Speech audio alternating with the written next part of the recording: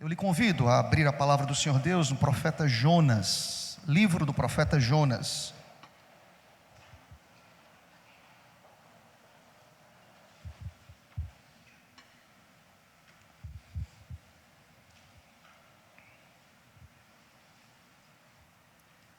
Irmãos, normalmente quando nós chegamos no mês de dezembro, habitualmente nós começamos aquelas listas, do que nós fizemos ou aquilo que nós deixamos de fazer.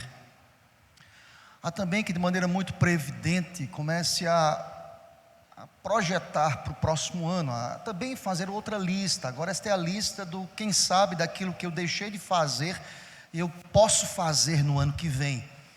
Ou não, ou coisas novas, ideias novas, sonhos novos. Normalmente o mês de dezembro é um mês de reflexão para a gente. Por N razões, a reflexão enquanto sacerdote lar, a reflexão enquanto auxiliadora, a reflexão enquanto filhos, reflexão na área do seu trabalho, de sua dinâmica, da sua lida pessoal. Normalmente nós conseguimos fazer uma retrospectiva no que diz respeito à nossa vida, ao nosso compromisso, ao nosso chamado. Eu queria, irmãos, nesse domingo e no próximo domingo pela manhã, eu queria tratar um pouco conosco sobre o nosso chamado. E pensando sobre este tema que está aí posto, não fuja do seu chamado. Todos nós recebemos um chamado do Senhor Deus, assim cremos. Se você olha para o texto que lemos como leitura alternada, nesta manhã, Paulo trata sobre isso. Uns foram chamados para apóstolos, esse chamado específico se findou no fechamento do cano. Nós não temos mais apóstolos com a legitimidade que se havia e que era necessário o apostolado no contexto ali das primeiras obras da igreja primitiva. Nós não temos mais, mas o texto continua e não para apenas nesse chamado que é específico, fala de mestres, fala de pastores e nos apresenta de maneira muito clara esta unidade do corpo de Cristo. Ele é o cabeça, mas ele chamou a cada um. Nós temos um chamado, irmãos, e nós não podemos fugir desse chamado. Quem sabe nesta tua lista aí de final de ano, você pode também colocar aí como um ponto de ponderação: o que deixei de corresponder, por que eu passei 2023 fugindo do meu chamado. E aqui, irmãos, eu preciso entender que o chamado do Senhor Deus é um chamado extremamente pontual, específico. Deus chamou todos nós de maneira muito específica, e o texto que queremos ler nesta manhã, que servirá este capítulo 1 como base para as nossas ministrações hoje e no próximo domingo pela manhã, com o tema não fuja do seu chamado.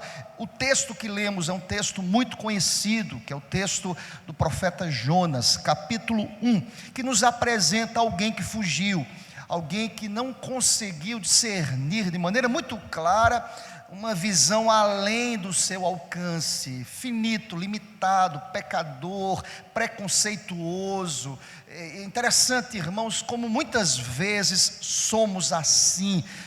Jonas não olhou na perspectiva da graça, da misericórdia, daquele que vem para salvar os perdidos, e ele, nesta sua visão míope, deturpada, ele deixa de corresponder ao chamado específico para a sua vida. Te convido a olhar para o texto, capítulo 1 do profeta Jonas, que começa dizendo: veio a palavra do Senhor a Jonas, filho de Amitai, dizendo: dispõe-te, vai à grande cidade de Nínive e clama contra ela, porque a sua malícia subiu até mim.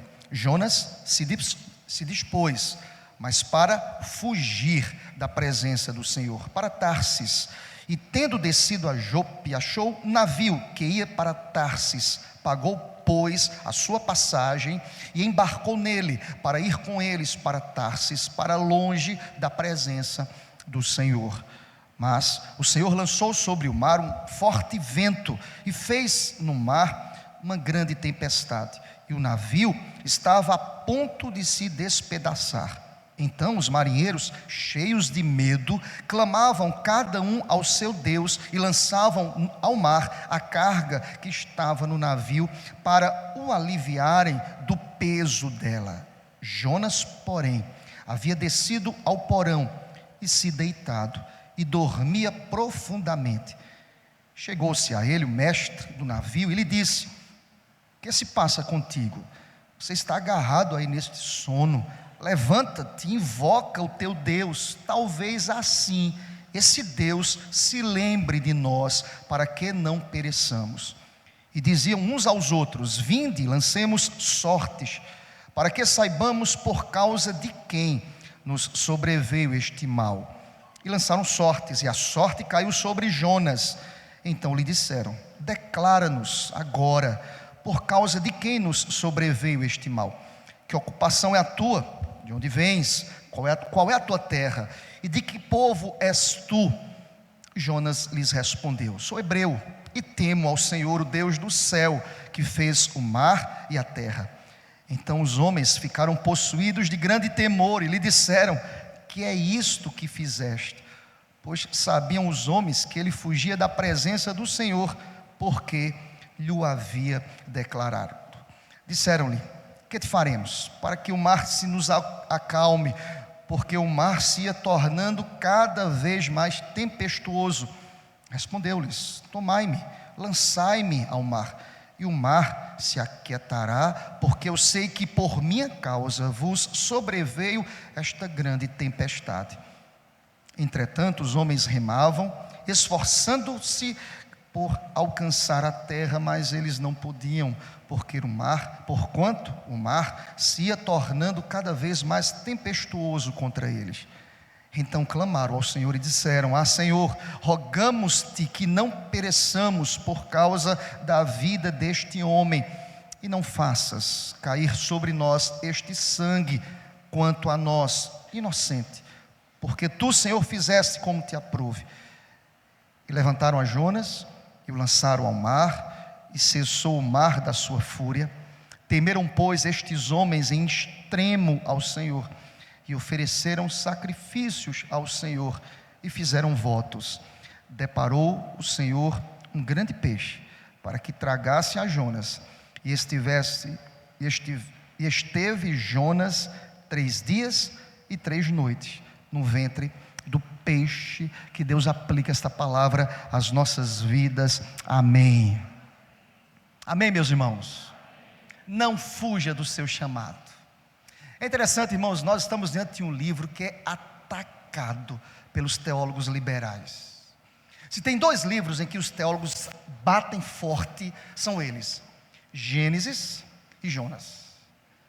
É impressionante, irmãos, como os teólogos liberais, eles olham para esse livro de Jonas com preconceito, como eles batem forte, pelas razões que são apresentadas aqui neste livro.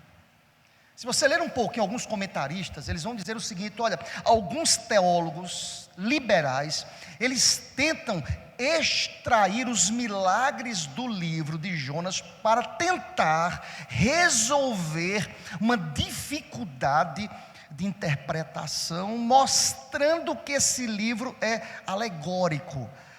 E nós não cremos nisso, irmãos. É interessante que tem um autor chamado Charles Feinberg. Ele vai dizer o seguinte: tentar retirar os milagres do livro de Jonas é uma visão incrédula, míope, daquilo que de fato aconteceu. O livro de Jonas, dizia ele, é um livro cheio de milagres. Nós cremos no Deus de milagres, aleluia. Nós cremos num Deus que opera milagres. O livro é cheio de milagres.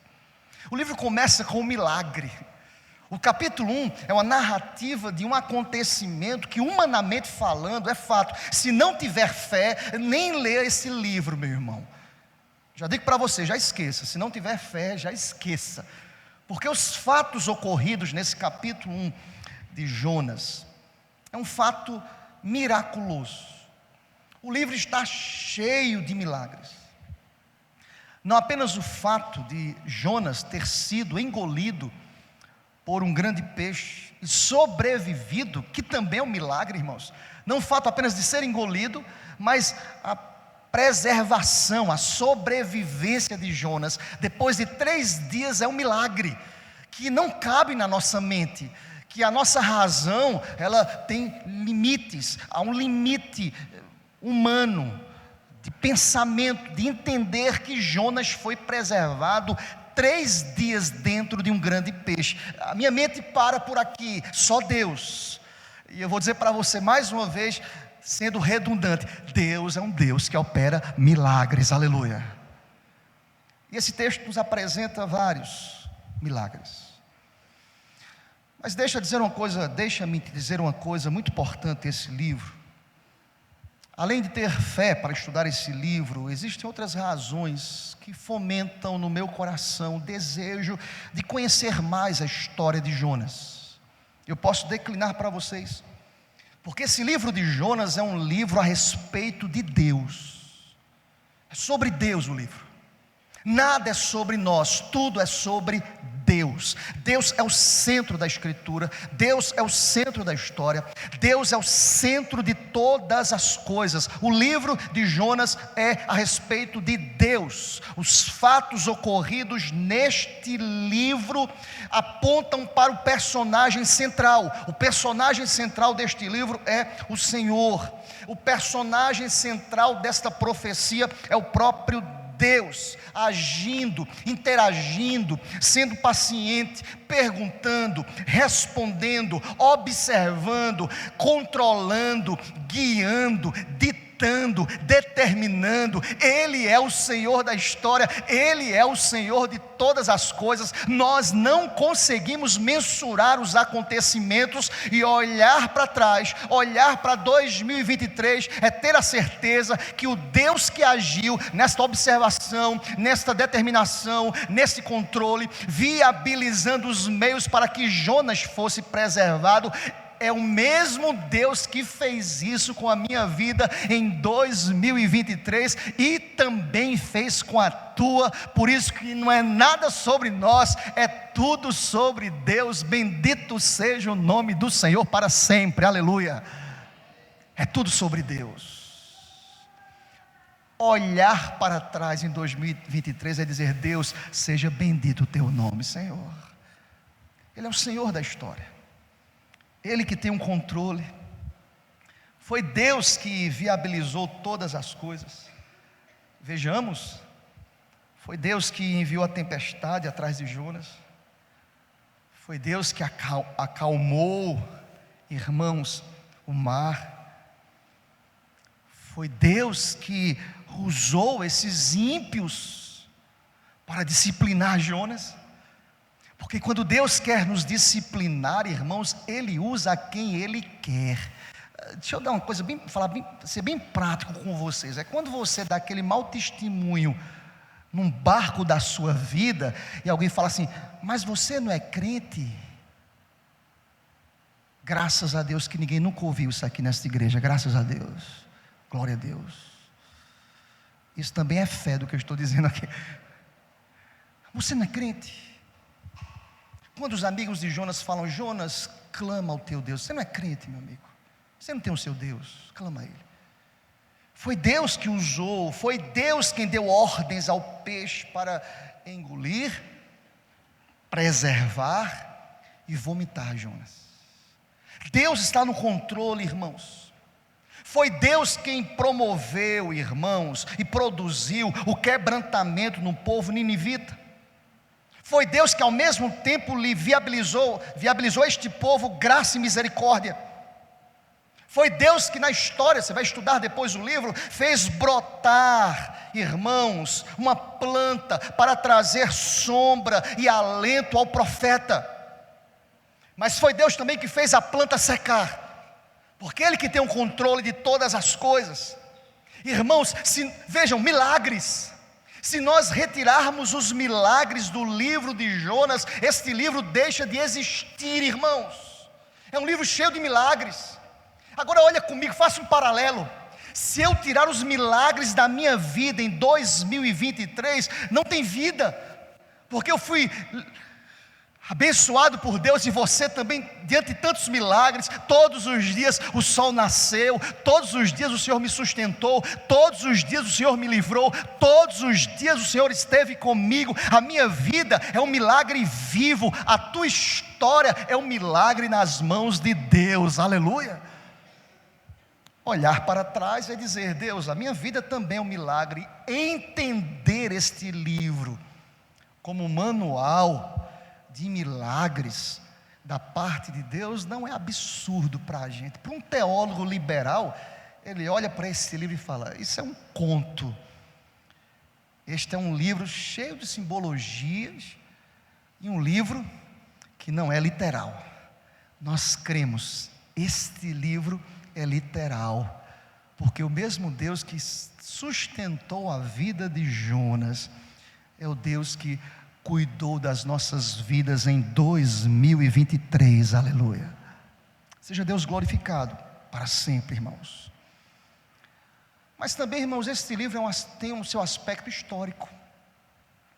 Olhamos para o livro na perspectiva, estudamos esse livro na perspectiva dos milagres, mas uma outra razão que serve também, irmãos, de motivação para o meu coração, para o teu coração, é que eu posso olhar para este livro na perspectiva e nos aspectos históricos. Como é que nós entendemos, irmãos, um livro do Velho Testamento na perspectiva histórica? Vamos a partir e sobretudo da perspectiva escriturística, bíblica. Este livro foi citado por Cristo no Novo Testamento.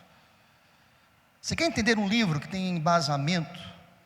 E aí eu faço até o que nós estudamos na sala de catecúmenos, na sala de preparo para o batismo. Por que os livros apócrifos, eles não são aceitos? E não foram aceitos pela igreja, pelos pais da igreja, pelas razões bíblicas. Livros que não foram citados por Cristo e nem pelos apóstolos em suas escrituras. Diferentemente dos livros e dos profetas que nós encontramos no Velho Testamento, foram citados por Cristo. Jonas é um livro citado por Jesus. Jonas é um livro que nos apresenta, irmãos, um combate aos liberais, que consideram o livro de Jonas uma alegoria, uma parábola. E nós percebemos, irmãos, que o próprio Jesus, pelo menos 3 vezes, ele cita o livro de Jonas.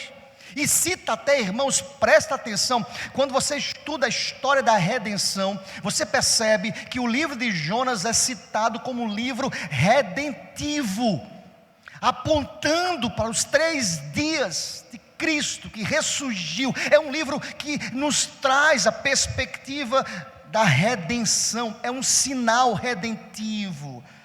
E há várias passagens em que Jesus cita, ou melhor, 3 passagens, e eu quero só destacar para a gente caminhar aqui Mateus 12, você pode deixar anotado aí, Mateus 12, versículos 38 a 40, quando está escrito: então, verso 38, alguns escribas e fariseus replicaram: mestre, queremos ver de tua parte algum sinal.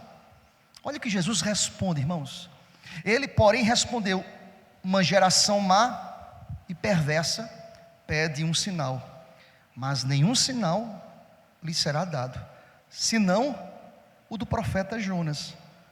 Porque assim como este Jonas, 3 dias e 3 noites no ventre do grande peixe, assim o Filho do Homem estará 3 dias e 3 noites no coração da terra. Aleluia.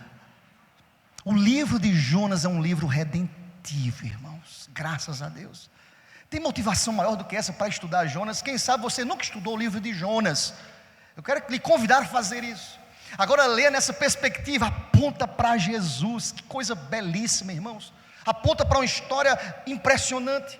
E é impossível negar a historicidade de Jonas, e ao mesmo tempo apontar e afirmar a credibilidade do Senhor Jesus. Isso é incompatível. Assim como Jesus mesmo falando aos escribas, aos fariseus, assim como o Filho do Homem também passará 3 dias e 3 noites num coração da terra. Seja bendito o nome do Senhor. O livro de Jonas não é uma ficção, irmãos, porque o sepultamento de Cristo não é ficção. Ele morreu, assim como Jonas foi vomitado pelo controle soberano de Deus. O Filho, o poderoso Deus, ressurgiu dentre os mortos com poder e glória, aleluia. Isso já quebra o teólogo liberal, meu irmão, já exorta os defensores da alegoria de Jonas e nos apresenta e nos leva às considerações deste texto. Eu queria pensar, como lhes disse, hoje e domingo que vem, sobre esse chamado. Eu queria pensar sobre o primeiro ponto hoje, para a gente fechar aqui. É que todos nós fomos chamados por Deus, e eu quero lhe dizer: não fuja do seu chamado. Algumas pessoas pensam de maneira inadvertida que somente o pastor foi chamado. Os missionários, os presbíteros, os diáconos, todos nós fomos chamados por Deus. Há uma santa vocação, há um santo chamado. O grande problema, irmãos, o que nos leva à reflexão desta manhã é que há pessoas que fogem do seu chamado, por várias razões. Alguém fala assim: eu não me sinto capaz. Quem sente, irmãos? Eu lembro de Moisés. Sabe quem foi Moisés? O grande legislador de Israel. Procura um judeu e fala assim: quem foi Moisés para você? Pesquisa, quem foi Moisés? Um grande líder, o grande legislador, o grande nome. E ele foi aquele que, ao ser chamado por Deus, disse: eu não me sinto capaz. E presta atenção, quando você reconhece isso, é porque você está pronto para a obra. Glória a Deus por isso. Se alguém lhe chama e você diz assim: eu não estou pronto, você está pronto, porque Deus capacita aqueles que não estão prontos, porque a glória é dele. Ele é o dono da história, ele que providencia todas as coisas, ele que tem o controle de tudo, aleluia.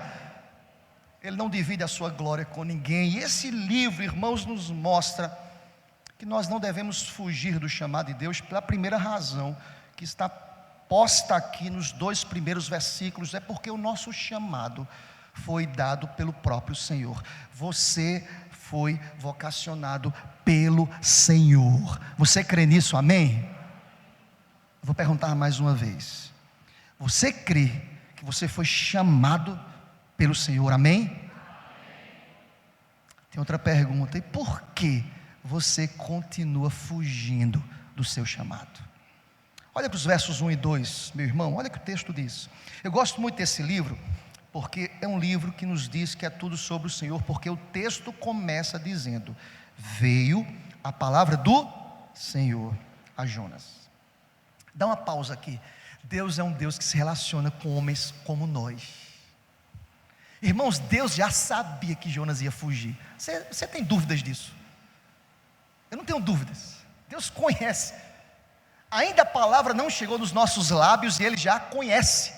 E mesmo assim Ele chama, como Ele está fazendo aqui nesta manhã, Ele chamando, mais uma vez, Ele chama, Ele bate a porta, não para salvar, nós somos salvos, graças a Deus, mas como diz Apocalipse, para ceiar, para dominar, para ter o controle inteiro das nossas vidas. Ele chama, e diz a palavra que veio a palavra do Senhor a Jonas, e aponta para a árvore genealógica dele, filho de Amitai, dizendo: dispõe-te, vai à grande cidade de Nínive e clama contra ela, porque a sua malícia subiu até mim. É um Deus que fala, é um Deus que chama, é um Deus que procura, e procura para que a sua misericórdia possa ser estabelecida a pessoas ruins. Olha, o texto vai dizer o seguinte, irmãos, nessa primeira apresentação aqui, é que ele vai dizer: eu quero lhe levantar, Jonas, para evangelizar, para levar uma palavra de misericórdia a pessoas maliciosas. Meu irmão, Que Deus, que amor é esse, aleluia, que Deus é esse. Eu quero dizer para você, querido, que nós não podemos fugir do chamado de Deus, porque o chamado é de Deus. Você foi vocacionado pelo Senhor. É interessante porque a palavra veio a Jonas de maneira inesperada, irmãos, rápida, autoritativa. Algumas pessoas imaginam que para o chamado, pastor, eu posso pensar se quero ou não. Você não pode pensar, você tem que obedecer. Aqui, irmãos, não é uma pergunta. Toda vez que você ler no Velho Testamento a expressão veio a palavra do Senhor, introduz aqui uma comunicação profética, é Deus falando. Deus não está perguntando a Jonas: Jonas, você tem tempo para ir para Nínive? Jonas, você quer ir a Nínive? Jonas, você gosta dos ninivitas? Jonas, na sua leitura, eles são merecedores de misericórdia. A palavra aqui é autoritativa, veio a palavra do Senhor. O grande problema, irmãos, deixa eu fazer um paralelo, é que às vezes as pessoas querem argumentar com Deus. Palavra e profecia de Deus se obedece, irmãos. Introduz aqui uma ordem.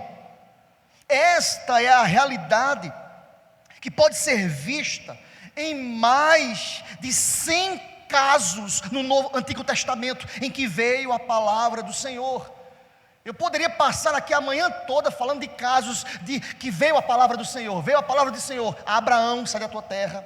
Veio a palavra do Senhor a Moisés: olha, vai para o Egito. Eu sou pesado de língua, vai para o Egito. Veio a palavra de Deus para Josué, para Ruth, para Samuel, para Gideão, para Neemias, para Esther, para Isaías: eu sou impuro, eu vou purificar os teus lábios. Eu habito no meio de pessoas de impuros lábios, eu vou te usar para a minha glória, aleluia. Para Daniel, para Hananias, para Misael, para Azarias, para Amós, veio a palavra do Senhor. Para Filipe, para Kiara, para tantos outros aqui, para Vitor, para Diogo, para Joel, para Felipe. Tem muito Felipe aqui, né? Para Sérgio, para Fernandes, veio a palavra do Senhor. O grande problema, irmãos, é que às vezes nós olhamos para esses homens aqui como se eles fossem especiais. Ah, pastor, mas é Abraão. Abraão que mentiu em um momento. Mas é Moisés que ficou irado com Deus e feriu a rocha. Mas Deus, quem sou eu? Nós não somos nada, é fato. Mas quando vem a palavra do Senhor, e que disse a Abraão, por exemplo: olha, Abraão, sai da tua terra, da tua parentela, da tua casa, da casa do teu pai, para a terra que eu te mostrarei. Nos diz que aquele que faz o chamado é fiel para nos sustentar, aleluia. Os nossos argumentos são pequenos diante daquele que chama. É o mesmo Deus que disse a Moisés: agora portanto vai, eu te enviarei a Faraó. Mas pastor, quem é Faraó diante de Moisés? Um homem, humanamente falando, forte. Mas quem é Faraó diante de Deus? Aleluia. Deus é poderoso, irmãos. É o mesmo Deus que disse a Josué, depois da morte de Moisés: Deus, quem foi Moisés que disse a Josué: Josué, seja forte, seja corajoso, não por você, mas porque eu estarei contigo, aleluia. Amém, meu irmão? Glória a Deus por isso. A glória do Senhor. Foi Deus que disse a Gideão. Eu gosto muito da história de Gideão. Vez por outra alguém pergunta assim: pastor, eu estou em dúvida se é vontade de Deus. Eu disse: faz como fez Gideão, coloca Deus à prova. Como assim, pastor? Coloca Deus à prova. Vocês sabem como Gideão fez. Ele foi chamado por Deus para liderar o povo de Deus contra os midianitas. E Gideão, temeroso, frágil, Deus diz assim: ó homem, estou contigo, eu estou contigo, vai nesta força e livra Israel das mãos dos midianitas, eu que estou te enviando, Gideão. Mas Gideão ficou com medo, irmãos, e Gideão colocou Deus à prova. Gideão disse assim: olha, se o Senhor estiver comigo, eu vou entrar na minha tenda, vou colocar ali um algodão, e vou voltar para a minha tenda, e quando eu acordar, Deus, se tiver o orvalho ao redor desse algodão, eu sei que Deus está comigo. E assim aconteceu, irmãos, eu estava com orvalho e o Senhor preserva ali, seco aquele algodão. E Gideão disse assim: Deus, eu não estou satisfeito ainda, vou voltar, veja que incredulidade, vou voltar para a minha tenda, Senhor. Agora, se amanhã de manhã o algodão estiver com orvalho, estiver seco ao redor do algodão, eu sei que Deus estará comigo. E assim Deus fez. Fica aqui para a gente uma dica: está em dúvida? Ora ao Senhor, porque a resposta certa vem dos lábios do Senhor. Aleluia. Creia nisso em nome de Jesus. Ele é fiel, Ele responde-nos segundo a sua vontade, irmãos. Mas pastor, nós olhamos para a vida de Jonas e nós entendemos em primeiro lugar que ele não podia fugir, porque veio do Senhor essa palavra. O texto diz assim, olha para o texto, verso 2: dispõe-te, vai à grande cidade de Nínive, clama contra ela, porque a sua malícia, a sua maldade subiu até mim. Irmãos, algumas coisas eu entendo aqui para a gente caminhar para o final desta palavra nesta manhã. É que a grande verdade, irmãos, é que o profeta, ele não cria a mensagem, ele é apenas um transmissor dessa mensagem. O grande problema é quando nós queremos criar a mensagem. Jonas, eu penso, irmãos, porque o decorrer do texto reclama de mim esta compreensão, é que Jonas queria adaptar a transmissão dessa mensagem, mas eles são maus, eles são maliciosos, eles não prestam. É aquele crente que quer adaptar a mensagem. É como se tivesse um visitante aqui na igreja e alguém, lá no passado, eu já recebi mensagens assim, irmãos: ó, pastor, eu trouxe um visitante, lá há muito tempo atrás, tá, irmãos? Um tempão. Pastor, eu trouxe um visitante, o que é que o senhor vai pregar aí hoje? Era bom fazer uma palavra de amor. Irmãos, nós não podemos adaptar a mensagem, nós somos transmissores da mensagem, independentemente de quem esteja sentado, porque a mensagem começa a ser transmitida primeiramente para o coração do pregador, é ele que é exortado, é ele que é confrontado. Jonas estava sendo confrontado, Deus conhecia a malícia do coração de Jonas. Jonas estava preocupado, Jonas, com a malícia dos ninivitas, mas Deus conhecia a malícia do coração de Jonas. Deus já sabia que ele iria fugir, Deus o conhece. E quando Deus disse: olha, Jonas, eles são maliciosos, em outras palavras, irmãos, Deus estava dizendo a Jonas: Jonas, você é malicioso, você vai fugir, você é covarde. Vocês estão entendendo, irmãos? Deus começa a tratar o coração da gente. A palavra tem que ser tratada primeiramente com aquele que transmite. Nós somos transmissores. O profeta, irmãos, é um servo da mensagem, não um dono da mensagem. Jonas queria argumentar aqui, com a sua atitude, irmãos, Jonas estava duvidando dessa mensagem, Jonas não estava crendo naquele que é o portador da mensagem. O profeta não é a fonte, irmãos, o profeta é apenas instrumento da mensagem, assim como nós somos.